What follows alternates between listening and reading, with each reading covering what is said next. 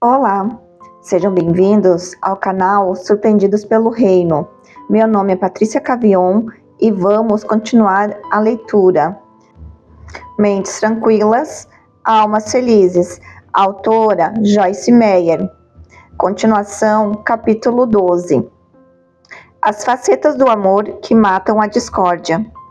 Em 1 Coríntios 13, o apóstolo Paulo descreve: o amor é paciente, o amor é bondoso, não inveja, não se vangloria, não é arrogante, não se orgulha, não maltrata, não é rude, não procura seus interesses, não se ira facilmente, não guarda rancor. O amor de Deus dentro de nós não se alegra com a injustiça, mas se alegra com a verdade. Tudo sofre, tudo crê, tudo espera, tudo suporta. O amor nunca perece, não se esvai, nem se torna obsoleto, nem chega ao fim, mas as profecias desaparecerão, as línguas cessarão, o conhecimento passará. O amor é um diamante reluzente, de muitas facetas, dentre as quais paciência, bondade, generosidade, humildade, cortesia, altruísmo, temperamento afável, inocência, sinceridade.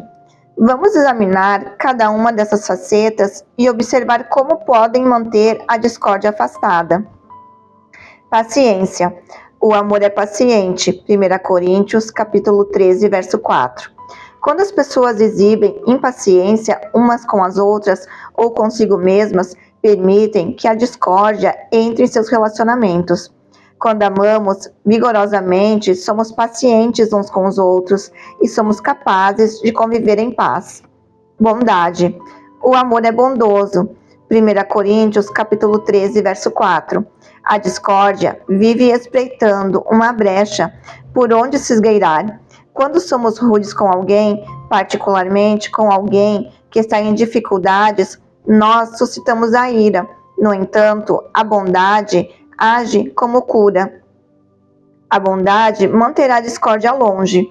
Ao servo do Senhor não convém brigar, mas sim ser amável para com todos, apto para ensinar, paciente. 2 Timóteo, capítulo 2, verso 24. Generosidade. Não inveja, não se vangloria, não é arrogante, não se orgulha. 1 Coríntios, capítulo 13, verso 4. A inveja e o ciúme são portas abertas para a discórdia. Quando você for tentado pela inveja, responda com generosidade e o mal será engolido pelo bem. Por vezes, o espírito da inveja tem me atacado sem descanso no que diz respeito ao ministério de outros. Eu não desejo ser invejosa, odeio o sentimento de inveja e ciúme. Descobri que a melhor maneira de combater a inveja é com a generosidade. Em vez de entrar no jogo do demônio e ter ressentimento em relação a uma pessoa pelo que ela tem ou é, eu frequentemente dou a esse indivíduo para que o seu ministério possa crescer ainda mais. Talvez não me sinta generosa, mas descobri que a generosidade trabalha para manter a inveja distante. Humildade. O amor não se vangloria, não é arrogante, não se orgulha. 1 Coríntios 13, versos 4 e 5. Se em você falta humildade, se você acha que é mais importante que as outras pessoas, sua vida será cheia de conflito e de discórdia. A humildade é um pré-requisito. Se você quer viver em paz e harmonia com os outros, seja humilde. O orgulho precede a destruição. Provérbios capítulo 16, verso 18. Mas, se você for humilde, Deus irá exaltá-lo. Muitos relacionamentos foram destruídos por um espírito de discórdia, somente porque nenhuma das partes demonstrou humildade e disposição para esperar o momento de exaltação de Deus. Cortesia. O amor não maltrata, não é rude. 1 Coríntios, capítulo 13, verso 5. É incrível como as palavras por favor e obrigado podem suavizar uma ordem.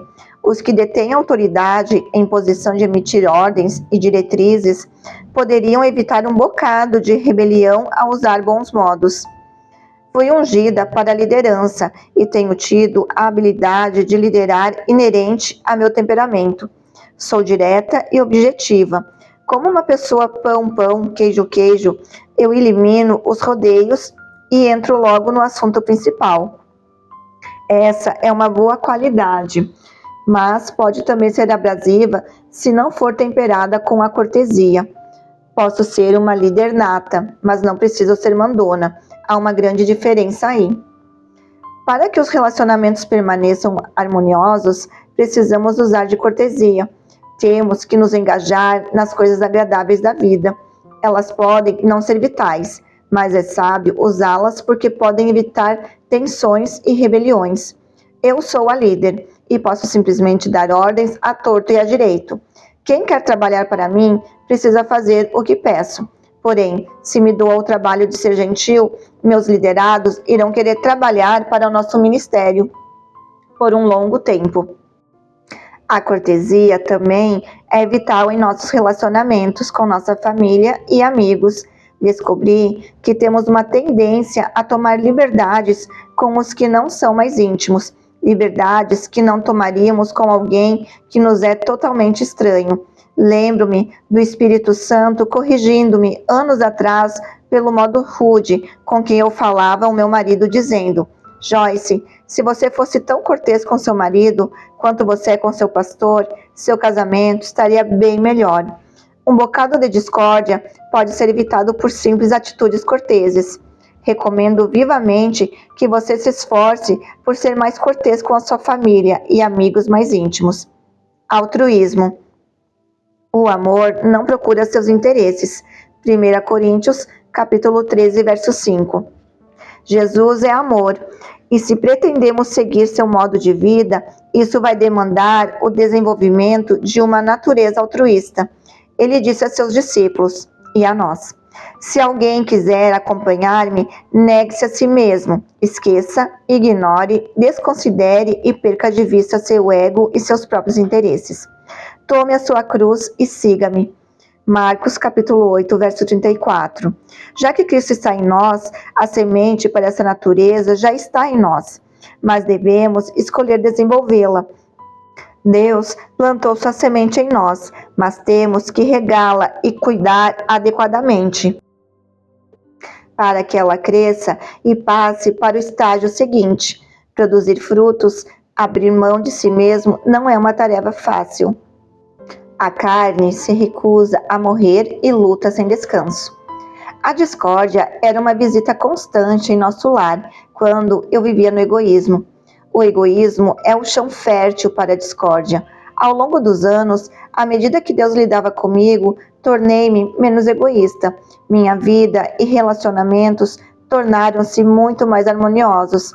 A discórdia perdeu seu berço. Autocontrole. O amor não se ira facilmente, não guarda rancor.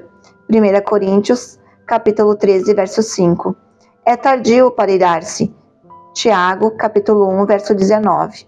O antídoto para um pavio curto é o autocontrole, que é o fruto do Espírito. Veja Gálatas, capítulo 5, versos 22 e 23. Se você luta contra seu temperamento irritadiço, peça a Deus para revelar a raiz do seu problema. Talvez você tenha sofrido abuso no passado e você, por isso, tem alguma raiva reprimida com a qual precisa aprender a lidar. Ou talvez seja orgulhoso e precise de humildade. O orgulho é muitas vezes a raiz de um temperamento irritadiço. Minhas filhas tinham problemas com a raiva e finalmente viram que ela estava enraizada no perfeccionismo. Aprendi que usar o autocontrole para controlar a emoção da raiva é muito mais fácil do que tentar lidar com as consequências da minha falta de paciência. Odeio a discórdia e seus efeitos nas pessoas. Um bom temperamento bate a porta na cara da discórdia. Inocência. O amor tudo crê, tudo espera, tudo suporta. 1 Coríntios, capítulo 13, verso 5. Precisamos guardar nossos pensamentos, porque eles têm poder de produzir o bem e o mal em nossa vida. Cada um de nós tem tanto a mente da carne quanto a mente do Espírito, como nos diz Romanos, capítulo 8, verso 6. Mas devemos escolher a mente do Espírito, que produz vida e paz. O amor é bom e espera o melhor de cada pessoa. Como é possível esperar o melhor das pessoas que nos têm desapontado repetidamente? O amor esquece o passado e lida com cada questão de uma forma nova, fresca. Oh, como seria glorioso ser totalmente inocente. Imagine a paz interior da pessoa que nunca teve um pensamento maldoso. Você pode estar se perguntando, isso parece ótimo na teoria, mas será mesmo possível?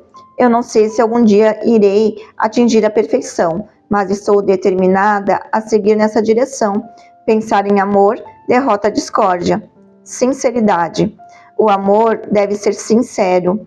Odeiem o que é mal, apeguem-se o que é bom. Romanos capítulo 12, verso 9. O amor é sincero, não é apenas uma conversa ou uma teoria, mas é visto em ação. O amor atende às necessidades, o amor é genuíno e tem o desejo de realmente ajudar os outros. O amor libera grande força espiritual. Antes de listar as facetas e os frutos do amor, Paulo nos diz: ainda que eu fale a língua dos homens e mesmo a dos anjos, se não tiver amor, a devoção intencional, espiritual, como inspirado pelo amor de Deus e por nós, serei como o sino que ressoa ou como o prato que retine. Ainda que eu tenha o dom de profecia, o dom de interpretar os desígnios divinos e seu propósito, e saiba todos os mistérios e todo o conhecimento, e tenha uma fé capaz de mover montanhas, se não tiver amor de Deus em mim, nada serei. Ainda que eu dê aos pobres tudo o que possuo e entregue o meu corpo para ser queimado, se não tiver amor de Deus em mim, nada disso me valerá. 1 Coríntios, capítulo 13, verso 1 ao 3. Segundo o que diz esse trecho, se não caminharmos no amor, todos os nossos esforços para servir a Deus e demonstrar seu poder serão infrutíferos. O amor é o maior poder no mundo. Ele faz a vida valer a pena. Ele nos libera da lei. Assim, permanecem agora estes três: a fé, a esperança e o amor. O maior deles, porém, é o amor. 1 Coríntios, capítulo 13, verso 13. Paulo nos instrui que o amor é um caminho ainda mais excelente para viver. 1 Coríntios, capítulo 12, verso 31. Ele orou que o amor de vocês aumente cada vez mais em conhecimento e em toda percepção. Filipenses, capítulo 1, verso 9. Sem amor, nada nos valerá. 1 Coríntios, capítulo 13, verso 3. Se amarmos progressivamente, iremos resistir sempre à discórdia. Satanás sabe disso. Por isso, quer impedir que caminhemos no amor. Ele sabe que se nós desenvolvermos nosso caminho no amor, seremos perigosos para o reino das trevas. É bem fácil. Dada a natureza da carne, tornamo-nos egoístas e autocentrados. Mas, com a ajuda de Deus e um coração disposto, podemos desfrutar de relacionamentos harmoniosos e sem conflitos, manifestando o verdadeiro espírito do amor. Tenha uma santa determinação. A discórdia chega como uma tempestade arrasadora e deixa a destruição em todo lugar em que se permite sua entrada. Mas você pode derrotá-la ao persistir no que é bom. Ancore-se à importância da paz e do amor. Eles são essenciais para uma vida de vitória, força e bênção. Se você quiser experimentar isso, deixe uma santa determinação brotar de você para manter sua paz e seu amor vigorosamente. E então, se recoste e veja o que Deus fará em você por meio de você. Resumo e reflexão. A guerra espiritual para derrotar o demônio pode ser conquistada com armas poderosas, das quais pouco ouvimos falar, como a obediência, a paz e o amor. 1. A Bíblia diz: submetam-se a Deus, resistem ao diabo e ele fugirá de vocês. Tiago, capítulo 4, verso 7. Por que você acha que submeter-se a Deus é tão importante quanto resistir ao diabo? 2. Você já sofreu um ataque de indivíduo para destruir seu caráter, posição ou reputação? Apoie-se em Mateus, capítulo 5, verso 44 e Lucas, capítulo 6, verso 27, para descrever qual seria a sua resposta bíblica. 3. Faça uma paráfrase de Isaías, capítulo 4, verso 10 ao 16, usando suas próprias palavras para descrever a promessa que recebemos de Deus: paz durante as tormentas da vida. 4. Os princípios do cristianismo são muitas vezes paradoxais, parecem estar de cabeça para baixo. Usando os seguintes versículos, escreva sobre os eventos em sua vida que ilustram a falta da prática desses princípios. Mateus 18, verso 4, Mateus 19, verso 21 e Mateus 19, verso 30. Mateus 23, verso 12, Tiago, capítulo 4, verso 6, Pedro, capítulo 5, verso 6. Faça uma paráfrase de 1 Coríntios 13, do 1 ao 8. Pense em uma ocasião em que você esteve em conflito com outra pessoa. Como você poderia ter usado o amor como uma arma espiritual para derrotar as estratégias de Satanás nessa situação? Querido Senhor, dá-me a graça de responder às batalhas em minha vida com obediência, paz e amor. Submeto a Ti minha vida, sabendo que meu futuro está em Tuas mãos. Submeto a Ti minhas futuras batalhas, antes mesmo que ocorram, e peço-te que me faça triunfar por meio do poder de Tua paz e Teu amor. Ajuda-me a caminhar no altruísmo, na generosidade e na boa vontade para com o próximo. Quando meu coração for pequeno, que possa crescer em Teu amor. Amém. Finalizamos este capítulo. Se você gostou, curta, compartilhe e se inscreva em nosso canal. Audiobook Surpreendidos pelo Reino. Deus abençoe e até a próxima.